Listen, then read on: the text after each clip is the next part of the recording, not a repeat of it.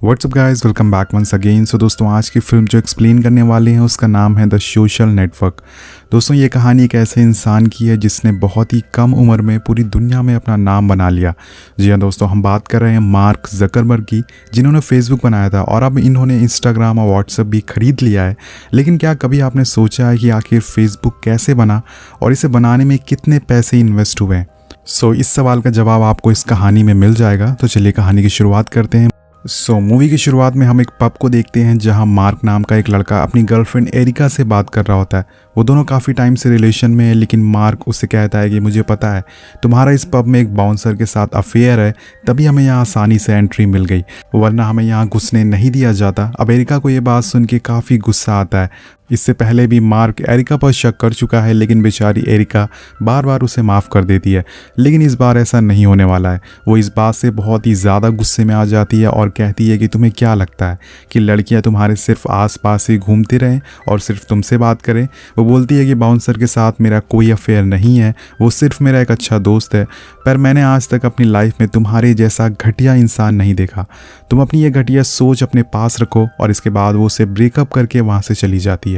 अब मार्क को एरिका की बात से बहुत ही दुख होता है और वो सीधा अपने कॉलेज हॉस्टल में आता है। मार्क हार्वर्ड यूनिवर्सिटी में पढ़ाई करता है और मार्क कंप्यूटर और कोडिंग में बहुत ही एक्सपर्ट है। लेकिन आज बात कुछ और है। आज मार्क का ईगो हर्ट हुआ है, जिस वजह से वो बहुत ही ज़्यादा गुस्से में है।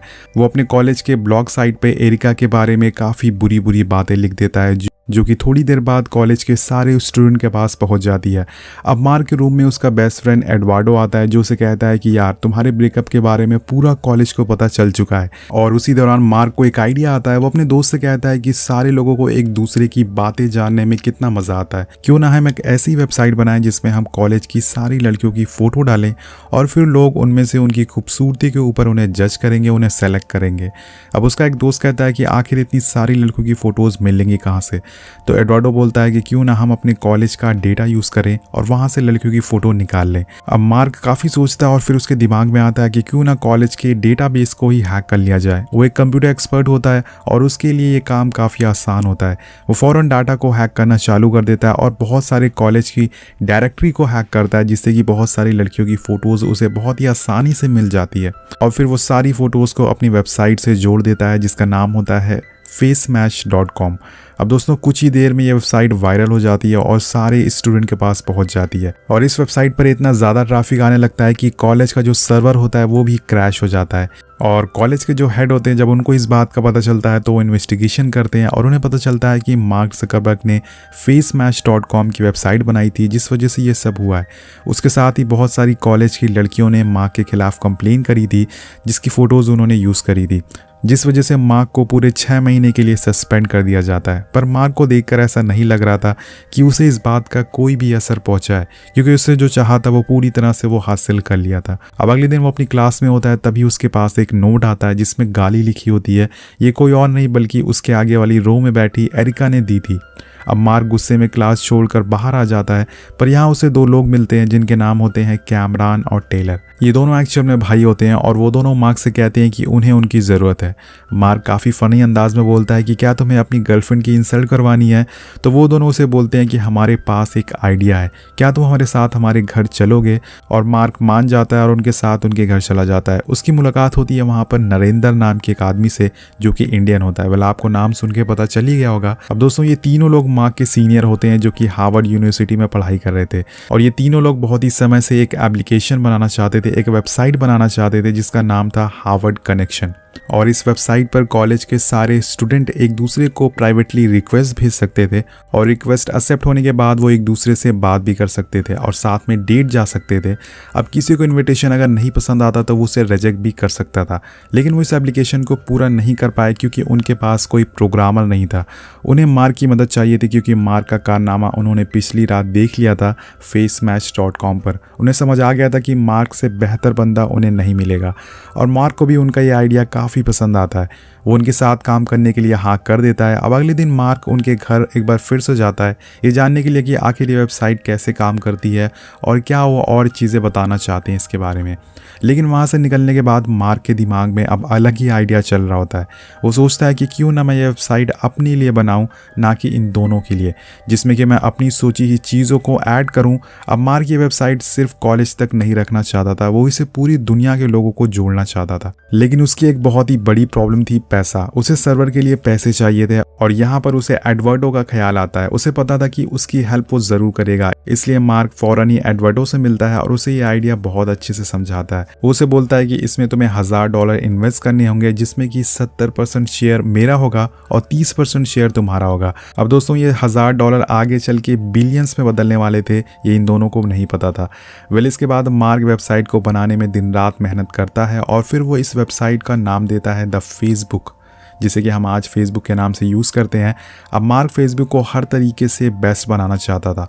वही हम दूसरी तरफ देखते हैं कि एडवर्डो फेसबुक के नाम से एक बैंक अकाउंट खोलता है और उसमें $1000 डाल देता है। अब दोस्तों दूसरी तरफ मार्क और टेलर जो उसके दोस्त थे वो बार बार मार्क को फ़ोन करके पूछते थे कि वो उसका काम कब करेगा, लेकिन मार्क उनकी बातें टालने लगता है और अपनी वेबसाइट पर लगा रहता है। और ऐसे ही करते करते एक हफ्ता बीत जाता है और अब वो तीनों लोग मार्क को ईमेल करते हैं ये पूछने के लिए कि क्या उसने उसके आइडिया पे काम करना शुरू कर दिया है, लेकिन वो उनके ईमेल का कोई भी जवाब नहीं देता। और इन तीनों को पता नहीं था कि मार्क ने इनके आइडिया पे काम करना शुरू कर दिया है और ये आइडिया अब उसका होने वाला है। वेल दोस्तों कई दिनों की कड़ी मेहनत के बाद फाइनली द facebook.com बन जाती है और फेसबुक के फाउंडर थे द मार्क जकरबर्ग और को फाउंडर थे एडवर्डो, जिन्होंने पैसे इन्वेस्ट करे थे। और इसका लिंक एडवर्डो के कई जानने वालों को भेज देते हैं हम मार्क, क्योंकि उसकी पहचान बड़े लोगों से थी और इसमें फेसबुक को वायरल होने में फ़ायदा मिलेगा। अब एक तरफ धीरे धीरे करके फेसबुक काफ़ी वायरल होना चालू हो जाता है। कुछ हफ्तों बाद नरेंद्र एक चर्च में होता है और वहाँ पर अपने एक दोस्त को द फेसबुक यूज़ करते हुए देखता है। वो फ़ौरन भागते हुए कैमरान और टेलर के पास आता है और बोलता है कि मार्क ने हमारा आइडिया चुरा लिया है और उसने उस आइडिया को द फेसबुक के नाम से लॉन्च कर दिया है। अब तीनों लोग काफ़ी गुस्से में आ जाते हैं और बार बार मार्क को फ़ोन करने लगते हैं, लेकिन वो उनका एक भी फ़ोन अटेंड नहीं करता और उन्हें लगने लगता है कि मार्क ने उन्हें धोखा दिया, जिस वजह से वो फ़ौरन हार्वर्ड यूनिवर्सिटी के प्रिंसिपल के पास जाते हैं। वहाँ वो प्रिंसिपल से मार्क की कंप्लेन करते हुए कहते हैं कि हार्वर्ड का रूल है कि कोई भी किसी स्टूडेंट का आइडिया नहीं चुरा सकता। लेकिन प्रिंसिपल उन्हें बोलते हैं कि मैं कैसे मान लूँ कि ये तुम्हारा आइडिया है, क्या तुम्हारे पास इसका कोई सबूत है? और वो तीनों समझ जाते हैं कि उनके पास कोई पक्का सबूत नहीं है कि मार्क ने उनका आइडिया चुराया है। लेकिन ये तीनों हार नहीं मानने वाले थे। वो तीनों डिसाइड करते हैं कि वो अब कोर्ट में मार्क के खिलाफ केस करेंगे। वहीं दूसरी तरफ द फेसबुक अब इस शहर के बाहर के लोग भी यूज़ करने लगे थे और ये देखकर एडवर्डो मार्क से कहता है कि अब टाइम आ गया है कि हम इस कंपनी से पैसे कमाएं, ये एडवर्टाइज़र ला सकता हूं। लेकिन उसकी इस बात का मार्क कोई भी जवाब नहीं देता, क्योंकि उसे अभी भी लग रहा था कि द facebook.com में कुछ कमी है और जब तक वो उसे पूरी तरह से परफेक्ट नहीं बना लेता वो सेटिस्फाइड नहीं होगा। अब अगले दिन कॉलेज में इन्हें दो लड़कियां मिलती हैं जो इनके काम से काफ़ी इम्प्रेस थी, इसलिए वो दोनों मार्क और एडवर्डो के साथ इंटीमेट होने लगती हैं, उन्हें गर्लफ्रेंड बॉयफ्रेंड बनाने को कहती हैं। अब यहाँ से निकलने के बाद मार्क को अपनी गर्लफ्रेंड एरिका दिखती है। मार्क उसे अभी भी प्यार करता था और उसे अपनी गलती का एहसास हो गया था, इसलिए वो एरिका से अकेले में बात करना चाहता था। मार्क उससे माफ़ी मांगता है, लेकिन एरिका अभी भी उसकी एक नहीं सुनने वाली थी दोस्तों, इसलिए वो मार्क को वहाँ से जाने को कहती है और इस बात से मार्क का दिल एक और बार टूट जाता है। वो सोचने लगता है कि मैं फेसबुक को और आगे कैसे बढ़ाऊं। और दूसरी तरफ हम एक और कैरेक्टर को देखते हैं जिसका नाम है शॉन पार्कर।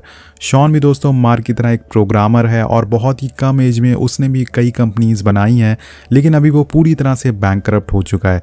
और शॉन इसी टाइम अपनी गर्लफ्रेंड के फ़ोन में फेसबुक वेबसाइट को देखता है और उसके दिमाग में एक आइडिया आता है। हम देखते हैं कि अगले दिन एडवर्डो की गर्लफ्रेंड मार्क और एडवर्डो को शॉन से मिलवाने ले जाती है, क्योंकि शॉन ने इन्हें एक आइडिया के लिए इन्वाइट किया था और मार्क इस बात से बहुत ही एक्साइटेड हो जाता है। लेकिन एडवर्डो को ये पसंद नहीं आता, क्योंकि वो इस कंपनी में किसी और को इन्वॉल्व नहीं करना चाहता था। अब इन लोगों के बीच में काफ़ी बातें होती हैं जिसमें शॉन काफ़ी बड़ी बड़ी बातें करता है। वो एडवर्डो से बोलता है कि क्या तुम लोगों ने अपने एप्लीकेशन का कुछ फ्यूचर सोचा है? तो एडवर्डो बोलता है कि हाँ, अभी तो मैं कुछ एड्स और इन्वेस्टर ढूंढ रहा हूँ।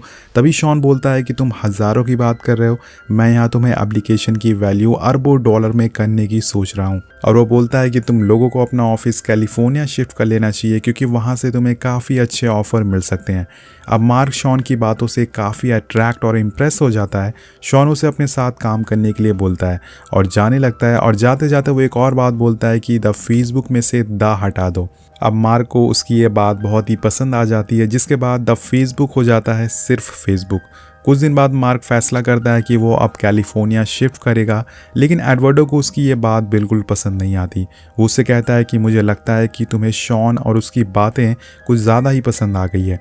पर मार्क काफ़ी ज़िद्दी होता है, वो अपना फ़ैसला नहीं बदलता और फिर दोनों डिसाइड करते हैं कि एडवर्डो न्यूयॉर्क में रहकर कंपनी के लिए एड्स और इन्वेस्टर ढूंढेगा और मार्क कैलिफोर्निया में रहकर कंपनी के ऑफिस संभालेगा। तो यहाँ फेसबुक अब बहुत तेज़ी से आगे बढ़ रही थी और चालाक शॉन ये जानता था कि ये कंपनी आगे चलकर अरबों की होने वाली है, इसलिए वो मार्क को और बेवकूफ़ बनाना चालू कर देता है। और इसके बाद मार्क कंपनी के बैंक अकाउंट से कुछ पैसे निकाल के कैलिफोर्निया में एक ऑफिस लेता है और वहाँ पर वो कुछ यंग लोगों को जॉब पर रख लेता है। और कुछ दिन बीत जाने के बाद काम में और तेज़ी आ जाती है क्योंकि मार्क ने वहाँ एक नई तरीके से काम करना चालू कर दिया था।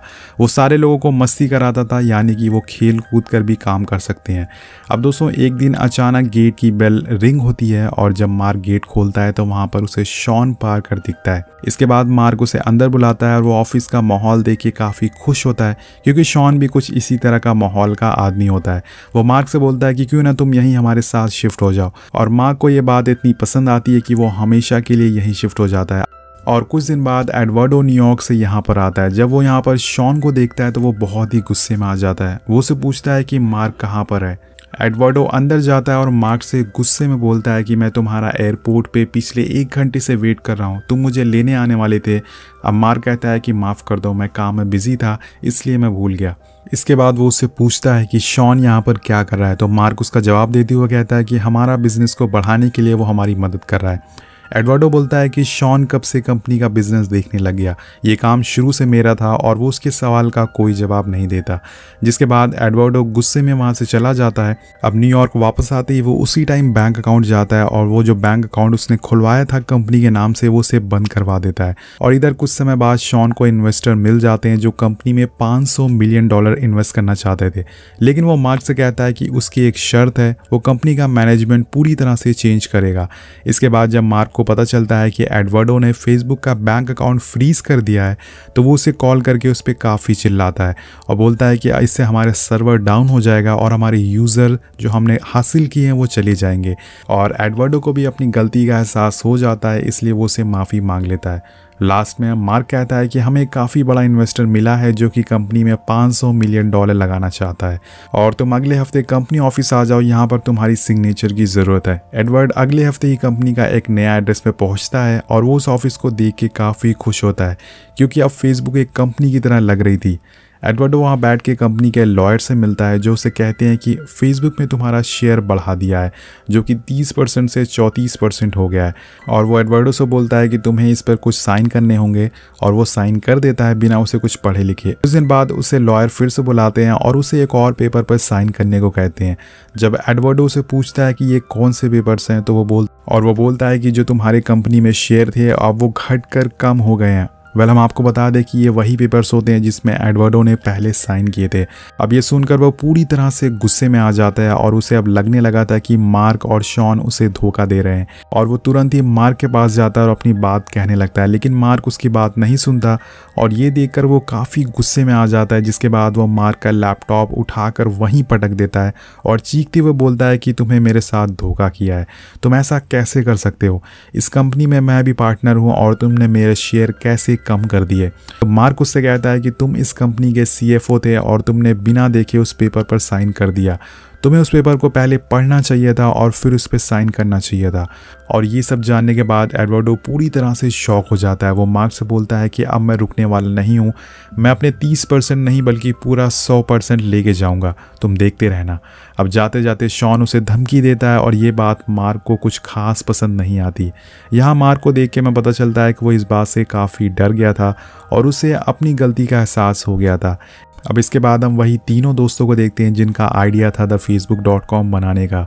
अब दोस्तों वो लोग इस पॉपुलैरिटी से बहुत ही ज़्यादा जलने लगते हैं और एक बहुत ही बड़े आदमी से मिलते हैं जो कि लॉयर होता है, और वो आदमी इनसे बोलता है कि तुम्हें मार्क ज़करबर्ग के ऊपर केस फाइल करना चाहिए क्योंकि ये आइडिया तुम्हारा था। और वहीं दूसरी तरफ दोस्तों एडवर्डो ने भी अब केस फाइल कर दिया था कि मार्क और शॉन्ग ने उसे धोखे से कंपनी से निकाल दिया है। और इसके बाद फेसबुक को इससे भारी नुकसान होता है क्योंकि कोई भी नई कंपनी के ऊपर अगर शुरुआत में केस फाइल हो जाए तो उसकी रेपुटेशन थोड़ी ख़राब हो जाती है। और यहाँ फेसबुक के साथ वही हो रहा था, लेकिन मार्क की सिचुएशन बहुत अच्छी तरह से संभाल लेता है और कुछ समय बाद मार्क को सुनवाई के लिए बुलाया जाता है जहाँ वो किसी का भी जवाब ढंग से नहीं दे रहा था। अब दोस्तों मार्क को ये सब बकवास लग रहा था और उसे इन सबसे ज़्यादा बुरा ये लग रहा था कि उसके सामने उसका बेस्ट फ्रेंड बैठा है और उसने उसी पे केस कर दिया है। वेल दोस्तों ऐसे ही कुछ दिन बीत जाते हैं और सुनवाई चलती रहती है। इसी दौरान फेसबुक के 1 मिलियन यूज़र हो जाते हैं और सारे लोग काफ़ी खुश होते हैं और वो सभी लोग पार्टी वगैरह करते हैं जिसमें वो लोग ड्रग्स वगैरह भी लेते हैं। उसी में शॉन भी शामिल होता है, पर उस पार्टी की भनक पुलिस को लग जाती है और वो रेड मारती है। उन्हें वहाँ ढेर सारी ड्रग्स मिलती है और लेकिन थोड़ी दिन बाद मार्क ने इस सिचुएशन को भी संभाल लिया था। अब दोस्तों हम प्रेजेंट में आते हैं जहां पर मार्क के ऊपर ये केस चल रहा है। बेसिकली दोस्तों ये जो प्रेजेंट वाली कहानी है ये बार बार हमें बीच में दिखाई जाती है, लेकिन मैंने आपको वो कहानी बताई नहीं पूरी। मैं आपको लास्ट में वो कहानी बताऊंगा कि एक्चुअल में क्या हुआ था, उसका आउटकम क्या निकल के आया था। अब दोस्तों जो 3 दोस्त होते हैं कैमरॉन, टेलर और नरेंद्र, उन्होंने जो केस फाइल किया था मार्क पर वो केस जीत जाते हैं और जिसकी वजह से मार्क को उन्हें $65 मिलियन देना पड़ता है। साथ में उन्हें एक पेपर पर साइन करने को कहा जाता है जिसमें लिखा होता है कि वो आज से फेसबुक कंपनी से बाहर रहेंगे और ना ही वो इस बारे में किसी से बात करेंगे कि ये उनका आइडिया था। इसके साथ ही दोस्तों लास्ट में हमें ये भी बताया जाता है कि एडवर्डो को एक बहुत ही भारी रकम दी जाती है और साथ में उसका नाम को फाउंडर के नाम पर दोबारा से रजिस्टर किया जाता है। अगर आप facebook.com पे चेक करेंगे तो अभी भी जो को फाउंडर का नाम आएगा वो एडवर्डो को आएगा। अब दोस्तों ये सब खत्म होने के बाद मार्क अपने ऑफिस में बैठा होता है। वहाँ उसकी लॉयर उससे पूछती है कि क्या तुमने शॉन को पकड़वाया है क्योंकि तुम्हें पता था कि उस पार्टी में ड्रग्स आने वाले हैं। मार्क कहता है कि मैं क्यों अपने लोगों को पकड़वाऊंगा, मैंने ऐसे कुछ नहीं करा। वो लॉयर्स कहती है कि मुझे लगा क्योंकि शॉन अब तुम्हारे ऊपर भारी पड़ने लग गया था, इसी वजह से तुमने उसे पुलिस से पकड़वा लिया। अब इसके बाद वो कहती है कि तुम अपना बिजनेस काफ़ी तेज़ी से बढ़ा रहे हो, लेकिन इसके साथ साथ तुम्हें अपने दोस्त भी चाहिए। यहाँ पर दोस्तों वो एडवर्डो की बात कर रही थी क्योंकि मार्क ने उसे धोखे से कंपनी से निकाल दिया था। और ये सारी बातें सोचकर मार्क वहीं चुपचाप बैठा रहता है और अपनी फेसबुक आईडी ओपन करता है और वहाँ अपनी एक्स गर्लफ्रेंड एरिका को सर्च करता है। फिर वो उसे रिक्वेस्ट भेजता है, मतलब कि मार्क को अपनी गलती का एहसास हो गया था और उसने जो भी करा था वो गलत था। इसके साथ साथ ये कहानी यहीं पर ख़त्म हो जाती है।